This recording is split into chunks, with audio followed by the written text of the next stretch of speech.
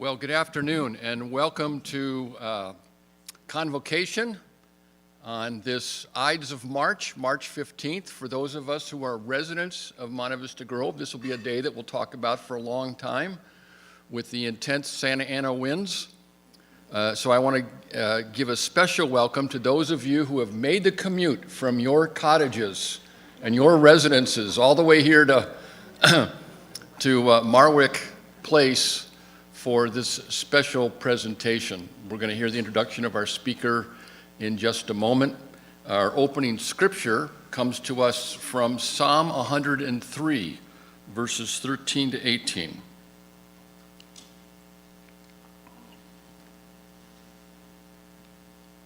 Hear now the word of God. As a parent has compassion upon the children, so the Lord has compassion for those who fear God. For God knows how we are made. God remembers that we are dust. As for mortals, our days are like grass. They flourish like a flower of the field, for the wind passes over it, and it is gone, and its place knows it no more. But the steadfast love of the Lord is from everlasting to everlasting on everyone who fears God, and God's righteousness to children's children, to those who keep God's covenant and remember to do God's commandments. Our opening hymn is number 819, Be Still My Soul, and we'll sing all three verses. Number 819, Be Still My Soul.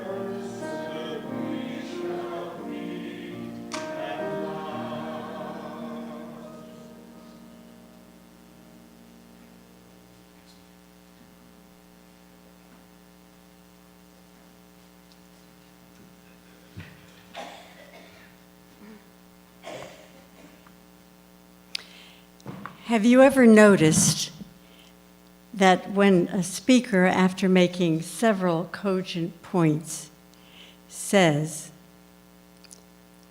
not to mention, that what they don't mention, they go ahead and mention? And that's often the most important thing that is said. It's often the most relevant and the most memorable. Well, let's remember that as we look at what we're up to today. Let's remember what we've learned about our speaker, Margaret Kean, in our tidings and in our week's minders. We learned that she is the cherished daughter of Don and Lee Hawthorne, who were beloved long-term residents for 28 years here. But what it doesn't mention is that Don and Lee gave Margaret her love of words, and she'll share some of that with her poetry. Her delight is in language, and we learned that her choices followed that in how she chose to go to be educated. She has a BA in British and American literature from Scripps College. And she has later in her life, in fact, after her 2 children were grown and gone, she then accomplished a master's in fine art at Antioch University, Los Angeles, in creative writing, loving language. We learned also that she has an all-time, everyday, long-day job as Assistant Dean for Development at the USC Gould School of Law. That's her daytime job. But her heart time is being a poet. And she's published in several journals, just to mention a few: the Amethyst Review, the Eunoia Review, San Antonio Review, EcoTheo Review, and Tupelo Quarterly. Not to mention that she is also nominated for the Pushcart Prize for 2023. I will mention that you can purchase her poetry collection that's just come out. She has a few books at the back that you may purchase after the program is over.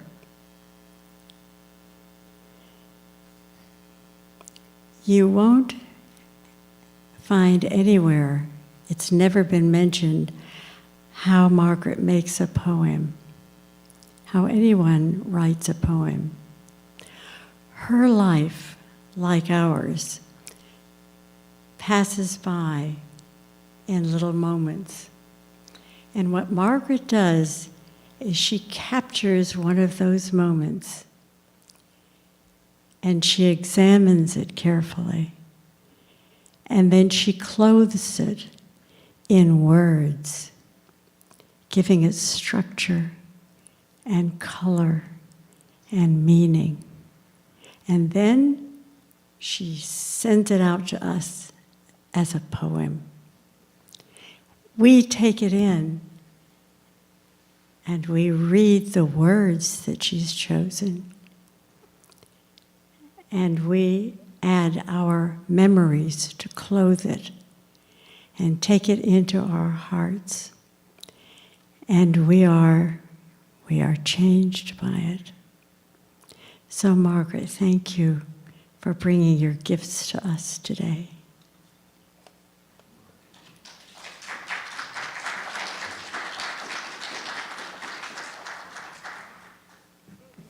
Thank you, Nancy. I love that introduction.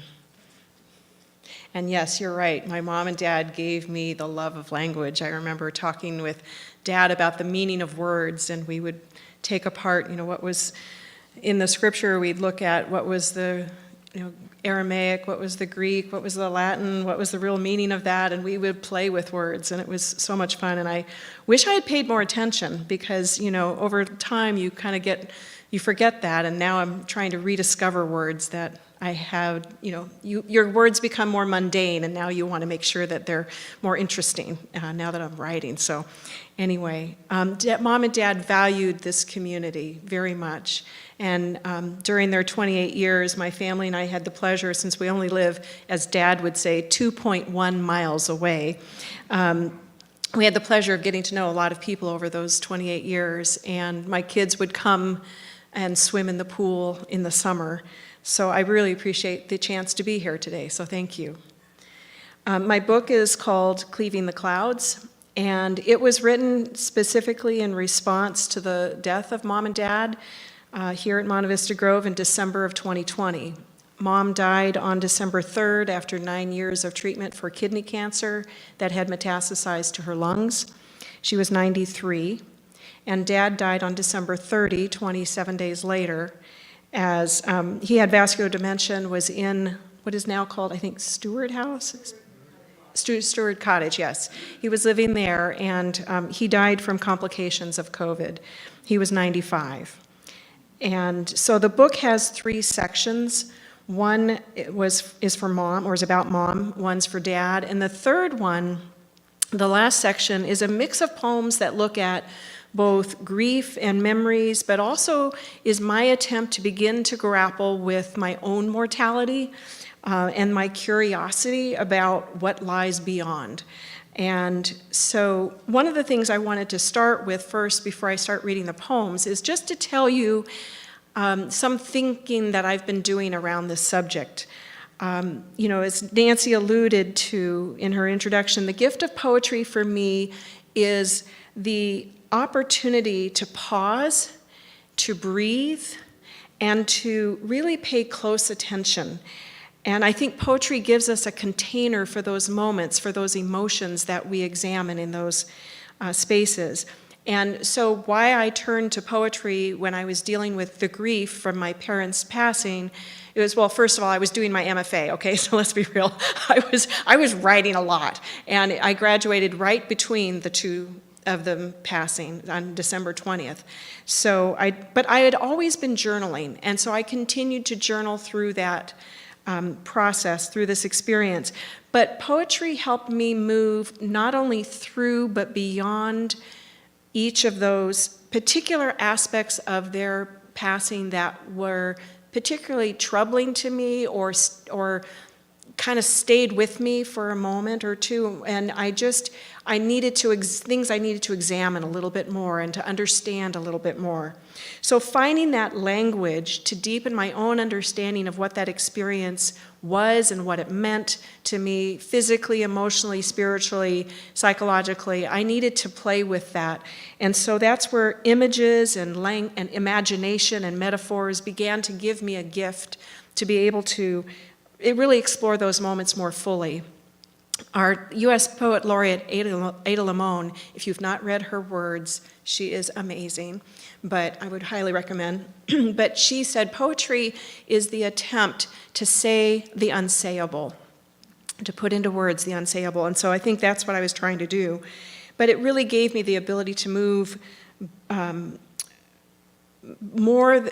more than just the emotion, but really to gain insight and even some distance so that I could put it on the page, leave it on the page, and then go back and revisit as I needed to.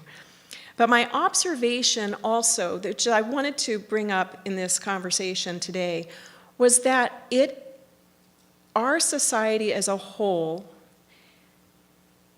is not comfortable, and I found this when I was experiencing it myself. We are not comfortable talking about death. We are not comfortable talking about grief, which is its cousin. We are not comfortable speaking about the experience of the physicality of death. And we aren't comfortable talking about how we feel about our own mortality. And because of that, I think, we talk maybe about it right at the moment of the death. We talk about it at a memorial service. But we are very uncomfortable speaking about it outside of those particular settings. And often, I think also, as Christians, we tend to go directly to resurrection. And I think joy and suffering live side by side. And so I think it's really important to acknowledge the suffering, to acknowledge the loss, and to be providing spaces where we can talk about that. Because grief is not something that just happens once. It will come in waves for years, as we all know. And, I had an instance on November of last year. My older daughter got engaged to be married, and I was so excited for her, and I wanted to call Mom. So here it was, joy and sorrow living side by side. So, I think we all experience grief differently. I found that, I was surprised by that, I will say, because in my own family, I thought, well, we're all one family. We will all experience it the same way. But my brothers and I dealt with it differently. And so that was an aha moment for me. But I think we have different cultures, different family circumstances, different religions, all of that. And so we experience it differently. I think we also don't tend to live with our extended family, so we don't witness aging on a regular basis. We, as a society, I think, don't revere the aging process or the elderly. And so I think because of our focus on youth and all of these other things combined, we don't have the familiarity with it or the language to speak of it. And so I think that's been an interesting experience for me, having gone through that with Mom and Dad, to find this gap in our communities around us. It's been interesting. Last November, I was at a work holiday party, and somebody learned that I had a book out, and they said, "Oh, what's it about?" Grief. That's a conversation stopper. But then what was fascinating was I ended up having the most in-depth, meaningful conversations with two men that I work with about their own experience. And because I had opened the door, they walked through, and they knew that I could hear them. And so that was really interesting to me too. So all of this that I've just said was on my mind as I was putting this book together. And so I'm hoping that when we get to the Q&A that we'll be able to have more of a conversation around this. But as one of my poet friends wrote in a blurb in the book, these poems are an invitation to sit with the impossibility of our yearning. So before I read from the book, there's one newer poem that I want to read to you that for me is almost a prayer. And it's called Ars Poetica, Words. And an Ars Poetica is a poem that is self-consciously writing about writing. Okay. So Ars Poetica, Words. Turning the page, I circle words that are new. My lips curl round them like a toddler gums fingers while new teeth sprout. I taste each word one by one. This one, multisyllabic, leads with plosives that I smack, peppery and tart on my tongue. The next slips in on the breath, susurrations, light rain that flutters on my glasses.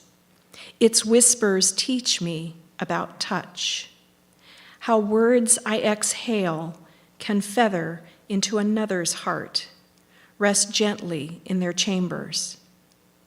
How can one know what words another heart needs to hear, to feel the ache that may come with each beat? May my words blossom into sweet nectar, dust this page with its perfume. So the first poem I'm going to read from the book was written after Mom entered hospice on May 26th of 2020. This is called I've Never Thought Much About White Noise. I've never thought much about white noise, but today it started buzzing in my head, a constant static. I yearn for quiet, but grief keeps interrupting. If only it was possible to capture it, compress it into threads, weave them like a magician weaves flames with her fingers, then settles the fiery pattern into water with a hiss and a sigh. And this one's called Hospice. If I place my feet on the floor, I will walk into this day. If I open my eyes, I will see her hands, gravity sucking water out of skin, collapsing cancer-riddled bones. I wish I were night, leaning down to touch her eyes closed. In her bedroom, I smell loneliness on Father's frayed wool bathrobe, the one she's worn since his fall. This next one is called The Hummingbird, and there's two things you need to know. First, I have a large plate glass window in my living room that looks out over a tile porch. And the second thing to know is that there are 6 lines in this poem that are indented. They can be read with the poem or they can be read separately. So I'm going to first read it with inside the poem, and then I'm going to go back and repeat those 6 lines. The Hummingbird. Another victim to the clear glass, soft underbelly exposed on the porch tiles, gray and green fluff under which its heart beats fast. Kneeling close, I startle to hear my voice. Oh, sweetheart, I'm so sorry. I longed to touch, but I feared to stroke the little body. After Mom's heart stopped, I couldn't bear to clean her, prepare her for burial. My mind splintered. Would touch calm this heart? This pulsing, these convulsions, its eye moved back and forth, rocking, perhaps wary, perhaps trying to figure how to get away, perhaps grasp how we arrived, curled on the cold tile, only temporarily together. My eyes moved, rapidly disconnected again. Why does thinking shudder away into emptiness when the bird is fallen, body broken? I'm so sorry. I longed to touch, but would touch calm this heart, grasp how we arrived into emptiness, body broken? So the second section has an epigraph that I wrote. It says, "The song of the finches sweetens the air. He walked under the canopy of song." So the first poem is after Lee Young Lee's poem, I Ask My Mother to Sing, and its title is, At the Retirement Community, I Ask My Father to Whistle. And Broadway tunes break out, flow into operatic arias. Inhaling, his cheeks shape the air into carillon bells that ring clear and strong as they have since I was a child. I loop my arm through his. As we walk, he leans and whistles. Windows fly open in welcome. The whistler's notes soar through screen doors, wiggle into sidewalk cracks, flow underneath shrubs, join with bubbles from koi swimming in the pond under the wooden bridge, and in the kitchen are kneaded into bread dough that waits to rise. This next one grew out of a story that Dad used to love to tell. And I think this is one of the hardest things about as he grew older, and he was still able to recognize us, and he greeted Mom that last week before she passed with "Hello, Gumpy," and so "Hello, daughter." I was able to see him, which was lovely. But this was a story he used to tell about a vacation that he would take with his family up to Maine every summer. It's called The Faded Calendar. An old boathouse in Maine on Lake Androscoggin. A summer day in the 1930s, two skinny boys, brothers. Curious, they rode under the lake door of the abandoned home. Inside, they climbed upstairs from the water to the landing. One page from an old monthly calendar remained tacked to the wall. January 1888. Kept on his bookshelf for decades after, its lamination crinkled brown with age. His brother gone now. The story faded. His mind as well. Two things were stolen during his life. He took only one. So I'm going to take a drink of water. 1 second.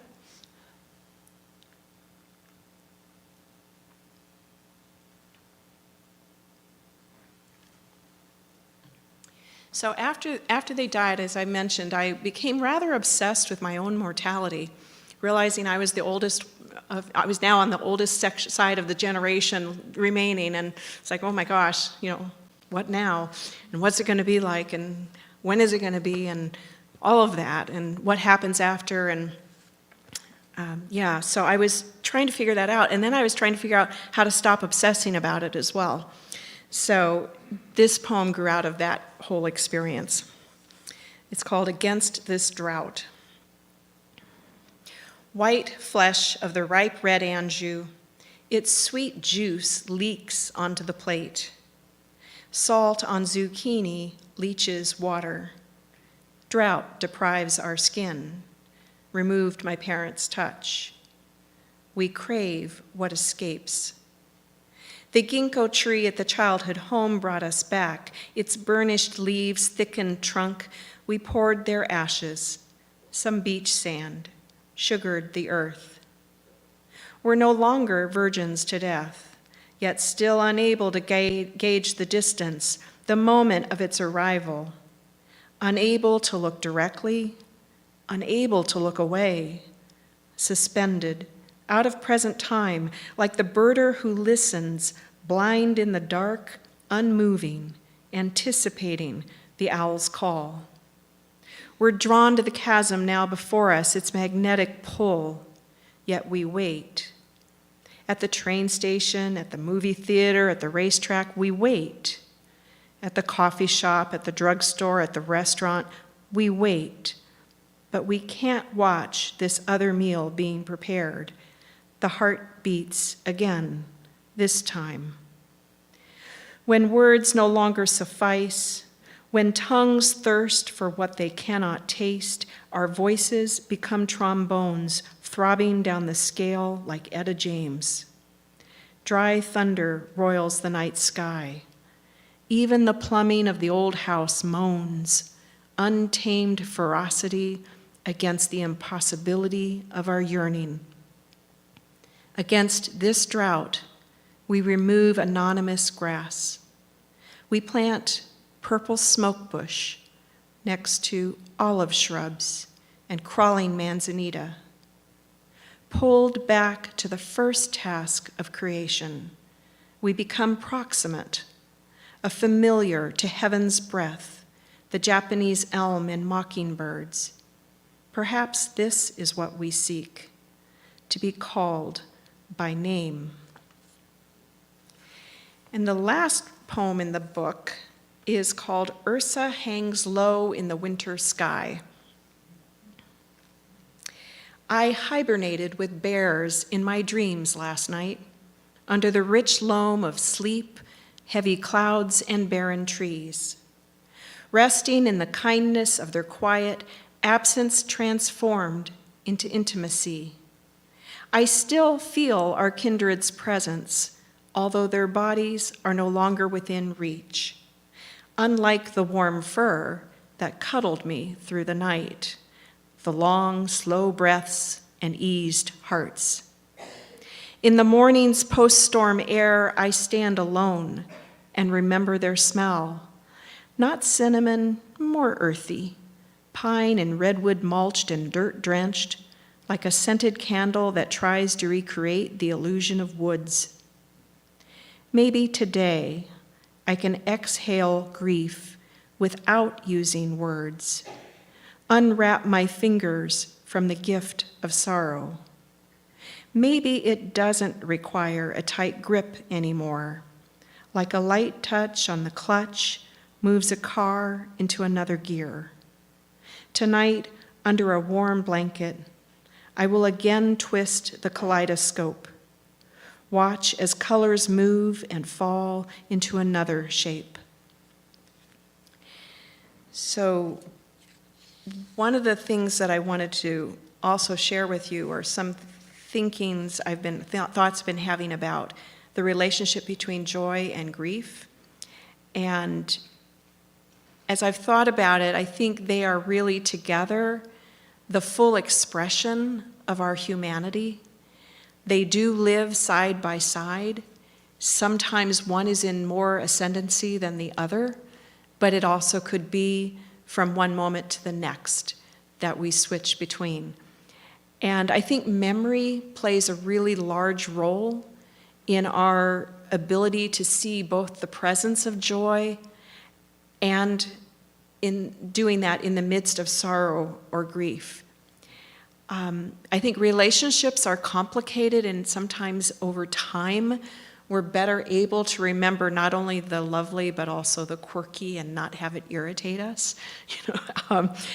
But I think, I was thinking about some of the things that drew me to write and these particular poems, and I remember after Mom and Dad had died, I went online to order my groceries, as I had been doing for many months, and I always ordered for Mom. I'd call her and say, what do you need? And then I'd add them into my Vaughn's grocery list. And those things kept popping up for months after they were gone. And, at first it was kind of like a jolt, and then it was just started laughing. I mean, I have never ordered canned salmon in my life. I do not order bran on a regular basis, I have to admit. Gelato, maybe occasionally, but usually not on a regular basis. And those things were the things that Mom would order, and and so that made it into a poem. And it just was kind of this combination of, the loss and the laughter at the same time. Dad, conducting. You all knew how much he loved music and how much he loved to not only whistle and had his gorgeous baritone voice, but he also loved to conduct. And he conducted everywhere. He would be at a concert where he was in the audience and he'd be conducting as the orchestra was playing. He would be at the dinner table. As a kid, I remember this. We would have the record player in the living room, and he'd put on a classical piece of music. And at the dinner table, he would be conducting, and Mom would say, "Don, not at the table." So, and so I was going home one day. I was exhausted from work. And I was kind of in this exhausted zone. I was just driving, but I happened to have that day, I had classical music on, and a Vivaldi piece came on, and I found myself just starting to do this. And all of a sudden I was like, oh my gosh. And I could picture Dad's hands doing it. And the next thing I know, I was crying. But I was so grateful for the gift of the love of music that he passed on, but at the same time, it was like living side by side. So, and this may be more information than you want to know, but when we finally had the memorial service for them in August of 21, my younger brother and I, we had not been there when they were interred at St. James and Episcopal in South Pass, and so we went a little early, my younger brother and I, to be able to see the site. And the priest walked us down, we went to the courtyard, we saw it, he left us alone. And so Robert and I were standing there, and at first there's kind of like, leaning into each other and crying a little bit as we're looking at it, going, oh my gosh, this is real. And then we both started laughing. And the reason we were laughing was because we just both simultaneously had this picture in our head of Mom walking down the steps, saying to us as we were standing over there by the spot, do you see it? Did you find it? Isn't that a great spot? It's right underneath the tree. It's on the corner. I think it's great. Easy to find. And we just started laughing, and I'm sure the priest was going, what's going on out there?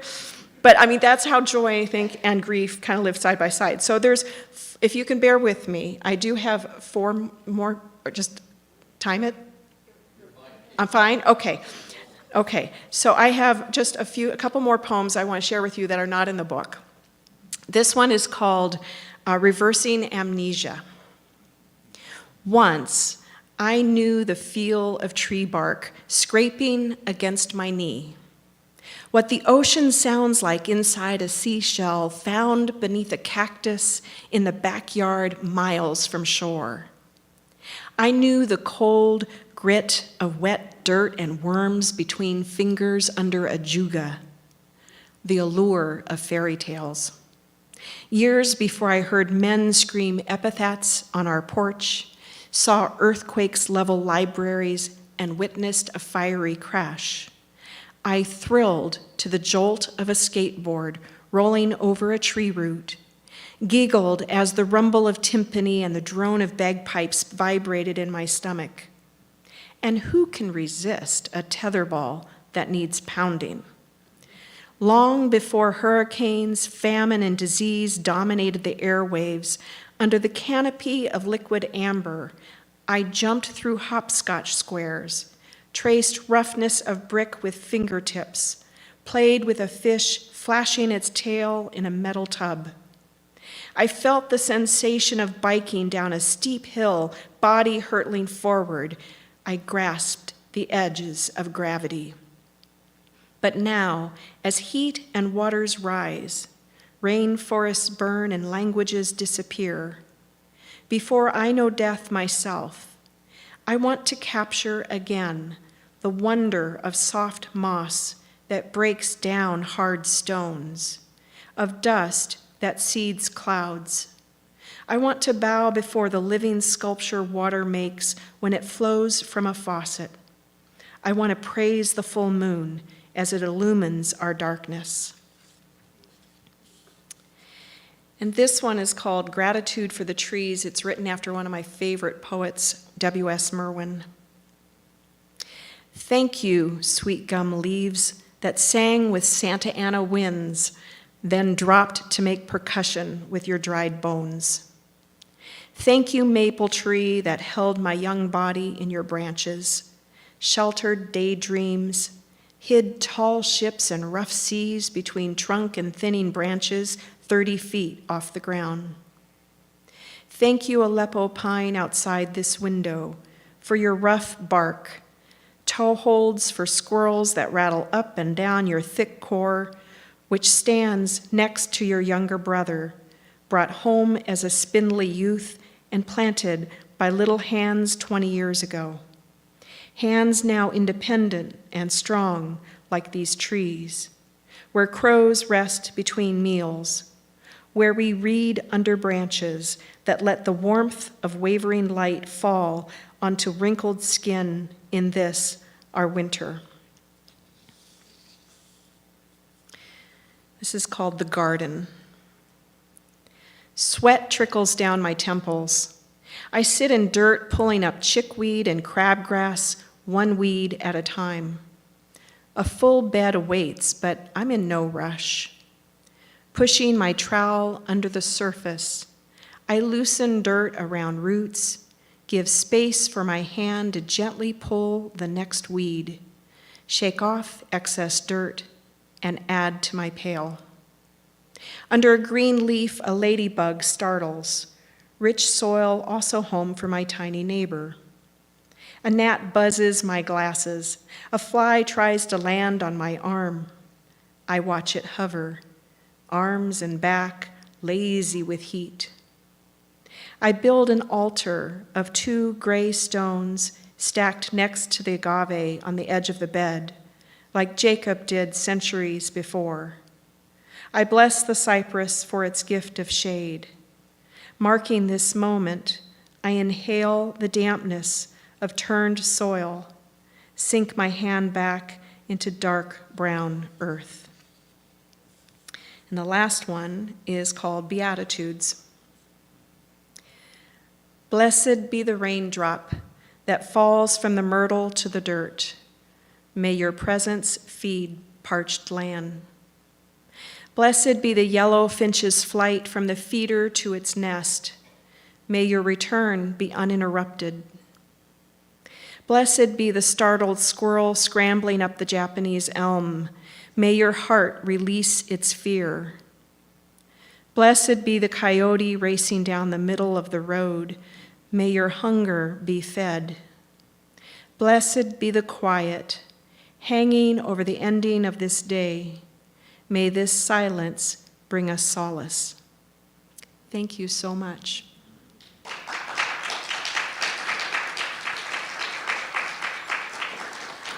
So at this point, I wanted to know if anyone has any questions or has anything that they want to talk about. Yes. Larry?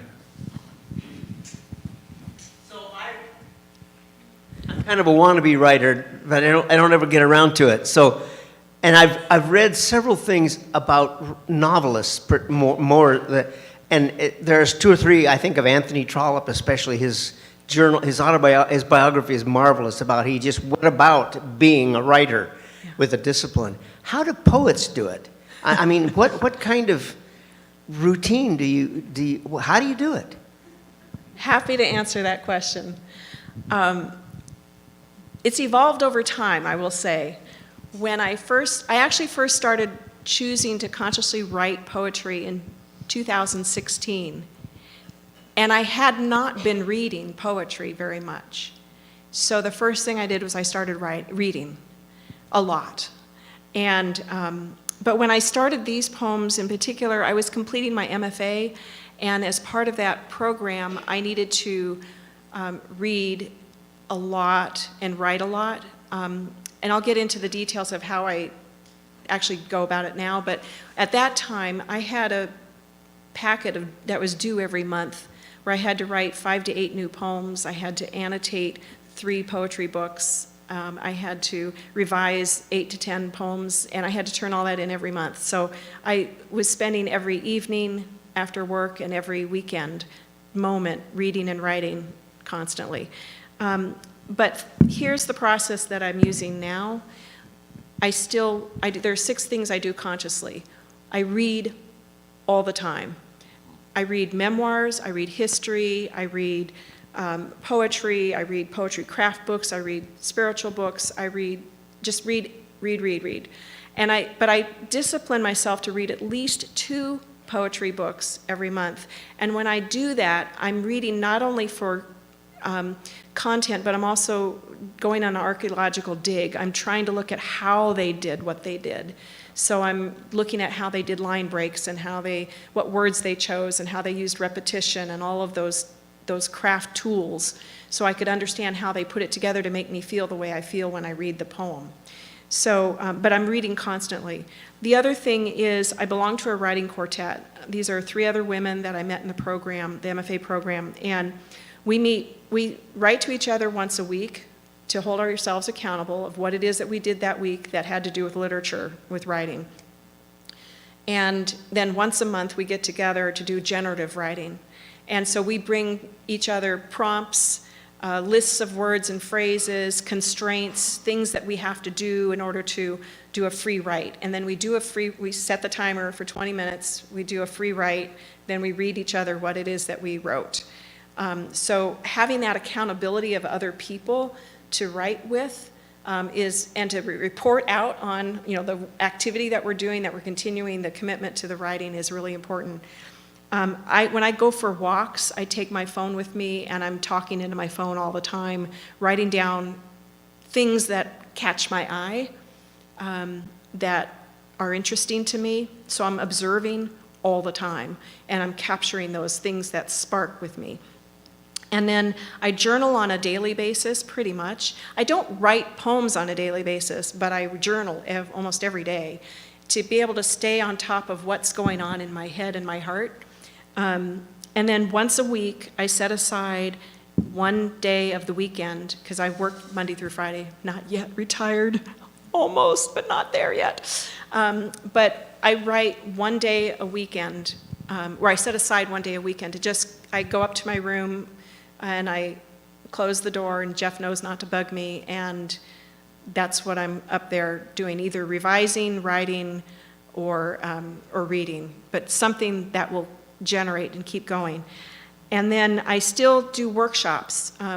So I just finished earlier this month a 6-week workshop with Kenyon Review, and they do an online writers workshop. So I studied with 3 different poets during that time where we had to write a new poem every week and critique it and bring it to the class and workshop it. So when I hit a dry spell, when I can't write, I read in order to get things going again. But the actual writing itself is really when an observation that I've made, or an experience I've had, or something I've seen just sparks my interest.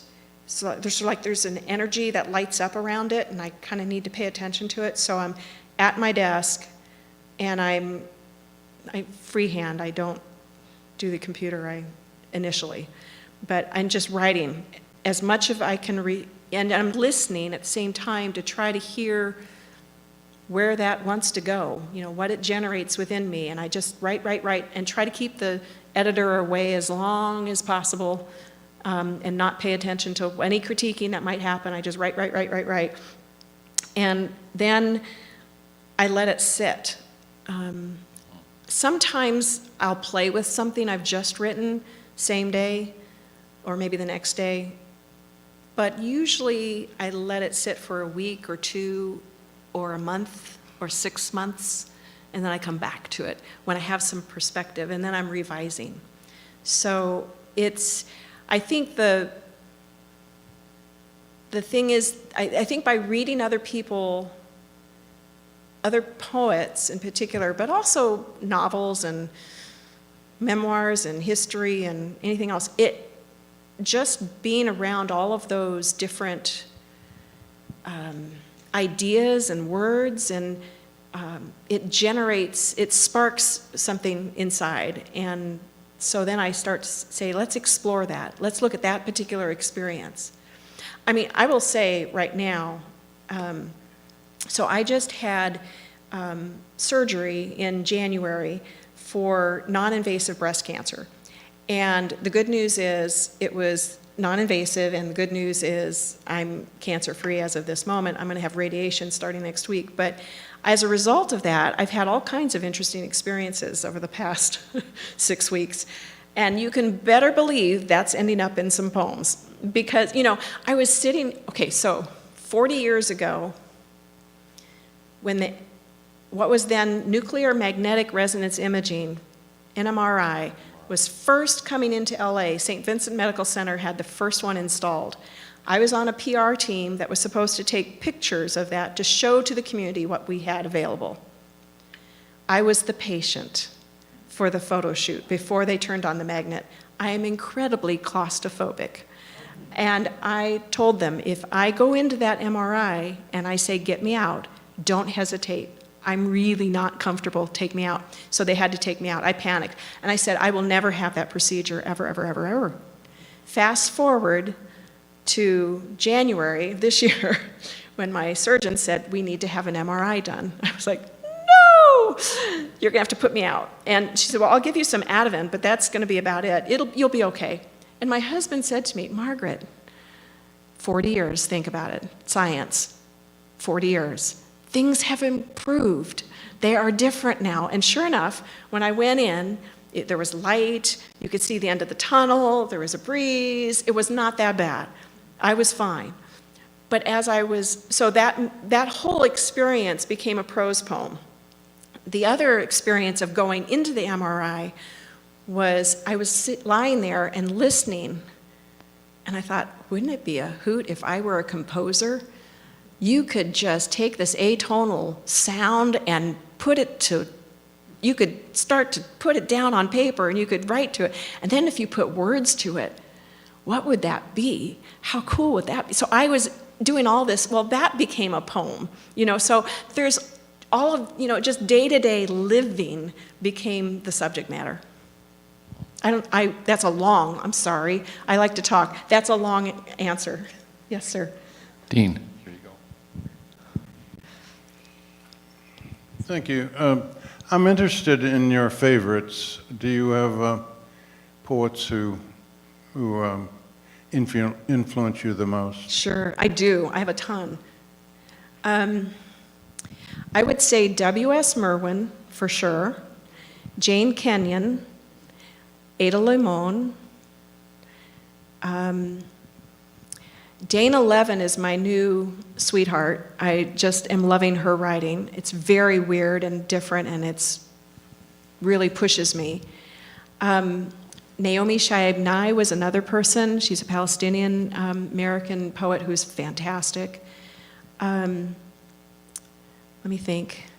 Patricia Smith wrote some amazing poems, especially in her book. Oh gosh, I can picture the cover, and I'm blanking on the name of it. It's about Katrina, Hurricane Katrina.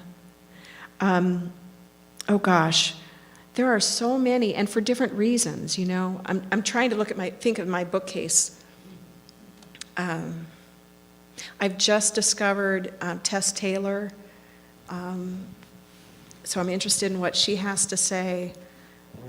Amy Nezhukumatatal is, I don't know, I think I may have butchered her last name, but she's a beautiful poet, a nature poet, eco-poet.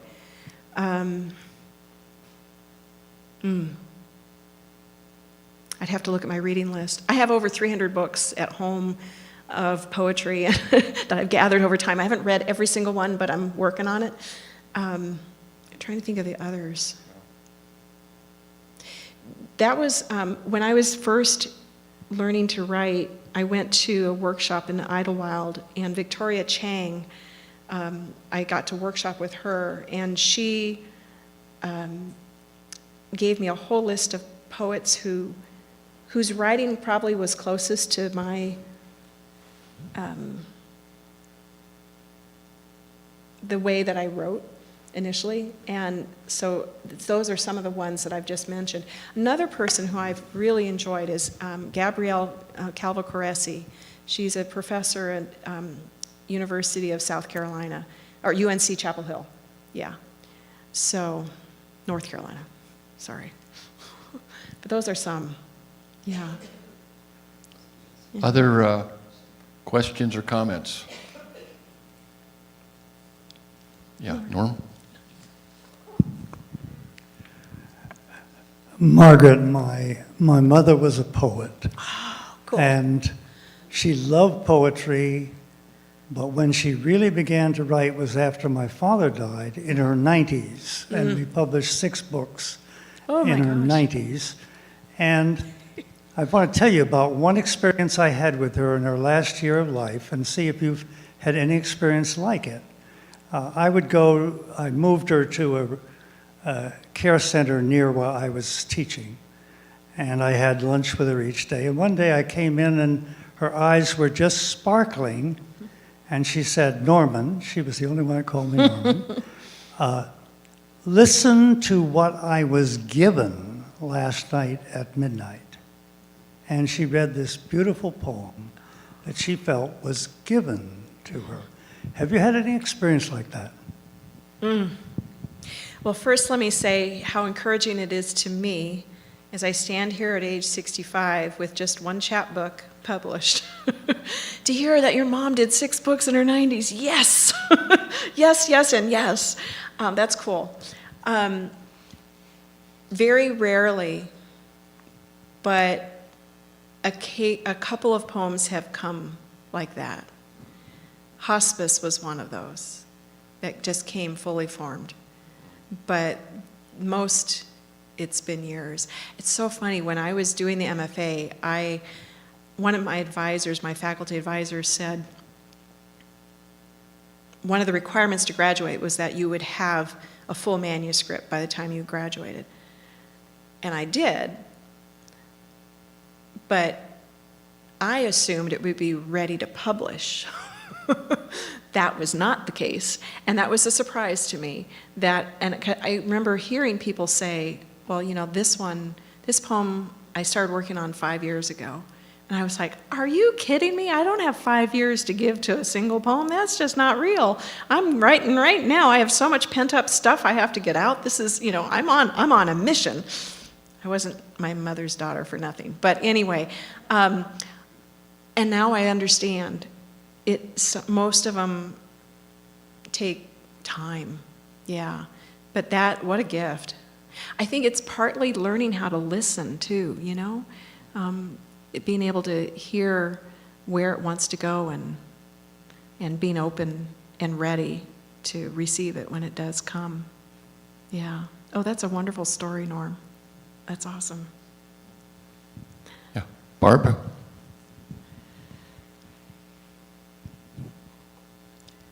Margaret, this may be a very unfair question to ask, kind of like asking you to say the unsayable, but I wonder if you can verbalize how the poetry has turned your grief into joy. Mm. Thank you for the question. I think it has, by being able to examine particular moments and to explore it using image and imagination, I was able to understand truly what I was feeling in the guts of me, and to begin to touch a bit of what I was grappling with. There's one poem in the third section that's called Rage Reading Einstein, after my parents died 27 days apart. That's the title, long hunkin' title. But I wanted to get the rage in there, and I wanted to have people understand I was going to try to talk about Einstein as a non-scientist, etc. So I put it all in the title, and then I just wrote this thing. And it was me trying to figure it out as I went, and I don't know that I got a full answer in the end of it, but the process of trying expressed enough of it that I felt seen by myself, by others, by whoever picked up the book, saw that on the page, I think you can tell I'm still trying to figure it out, but there's something kind of beautifully magical about the words on the page, that if I've discovered something new by the time I finish writing it, then I've done a good thing. And that has allowed me to let go. This whole thing about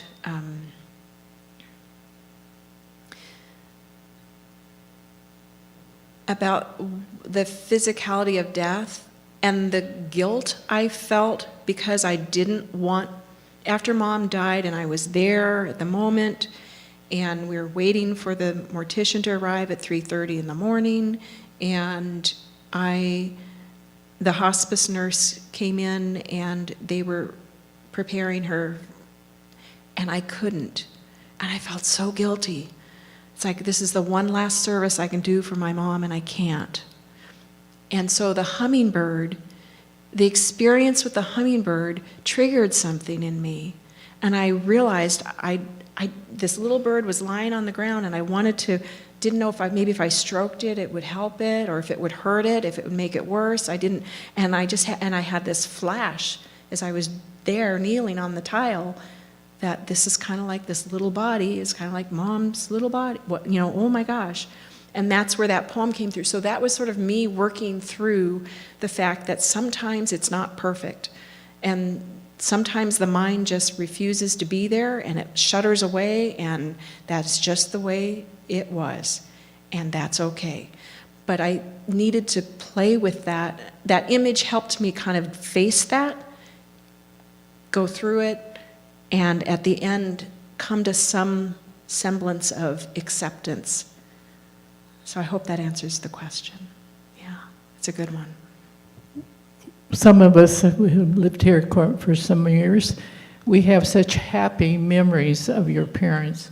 And I just imagined her sitting in this audience, and after being finished with your talk, she would have a smile from here to here, because they were so proud of their family and so loved your family. So thank you for coming today and sharing. Oh, thank you.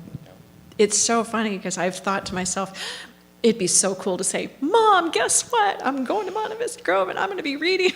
And I couldn't have read it unless you weren't here. You know, I mean, it's just weird. There's something strange about that. You know, I'd have nothing to say if they were here, and yet they're here. Anyway, weird. Very strange. But Okay. Thank you so much for that. I appreciate that. Last question or comment, Cynthia? Margaret, when you do finally leave your day job, what is that going to do for your poetry work? Having all that time now. I know. Thank you for that delicious question. It's funny because part of what puts me on the page are all of the experiences that I have on a day-to-day basis. So I have to be careful not to isolate, right? I have to go out and live a very full, rich life in order to be able to have something to bring to the page. But I am so excited by the opportunity that will come. There are so many workshops and residencies to apply for and things to look at as, places to go to just be able to dig into the words and to write. I have a manuscript I'm working on right now. It's a full-length collection, and it'll probably, at the pace I'm going because I'm working, it'll probably take me another, I don't know, at least another year to revise and write, and maybe have something that's ready, sort of, I'm just, who knows exactly how long it's going to take. But I sent it out for feedback from a poet in December, and it had like 63 poems in it, and she wrote me back, and we ended up having a long call, and she said, I think you might have 2 books here, the beginnings of 2 books, not one. And I'm like, no, that means I have a lot more writing to do. But I think she might be right. But yeah, I can't wait to have the time to actually take some concentrated amount of time at the desk with pen and paper and see where it leads. Yeah. Thank you. Well, for our sake, may your retirement come soon, not to hasten anything that you need to do to fulfill your working obligations, but we are so very grateful. You have served a literary feast for us this afternoon. And my sense is that as you have shared your poems, you have sparked our imagination, and pictures have come to us, but you've also invited us to walk with you down memory lane.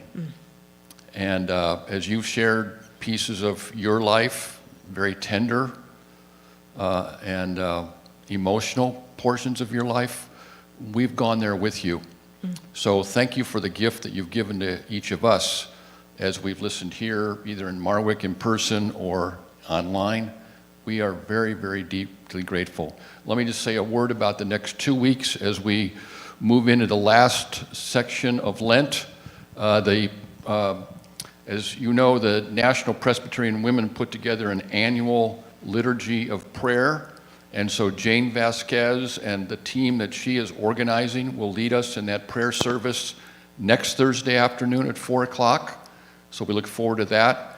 And then the chaplaincy committee is putting together a Maundy-Thursday service, which will happen 2 weeks from today at 4 o'clock. So that'll be the next 2 weeks as we enter into the final phase of Lent and moving into Holy Week. Can we please show our deep appreciation for Margaret? You have blessed our lives, and we are so very, very grateful. Margaret has said that she is willing to stay and share a meal with us, so if you want to continue the conversation over in the Rendezvous Dining Hall, you are welcome to do that. Thank you for being here this afternoon.